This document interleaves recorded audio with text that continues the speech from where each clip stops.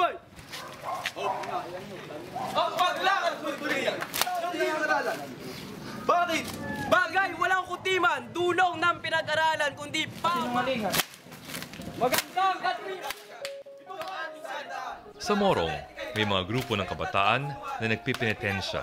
Ang mga kabataang lalaki ng Kanyugan ay umiikot sa kabayanan na naka-costume at nagsasadula ng mga bahagi ng paghahatol at pagpapasan ng krus ni Jesus. Sa barangay May Bangkal naman, maliban sa paglilibot pasan ng krus, may dula ring isinasagawa na nauuwi sa pagpapako sa krus sa katanghaliang tapat at kainitan ng araw.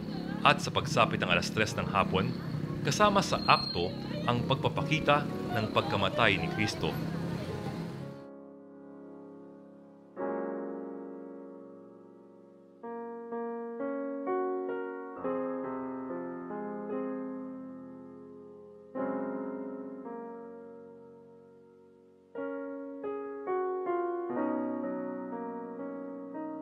Mahirap ang pamumuhay!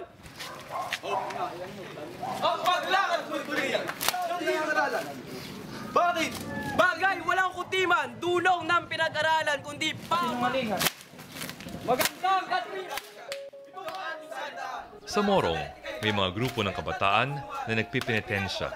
Ang mga kabataang lalaki ng Kanyugan ay umiikot sa kabayanan na naka-costume at nagsasadula ng mga bahagi ng paghahatol at pagpapasan ng krus ni Jesus. Sa barangay May Bangkal naman, maliban sa paglilibot pasan ng krus, may dula ring isinasagawa na nauuwi sa pagpapako sa krus sa katanghaliang tapat at kainitan ng araw.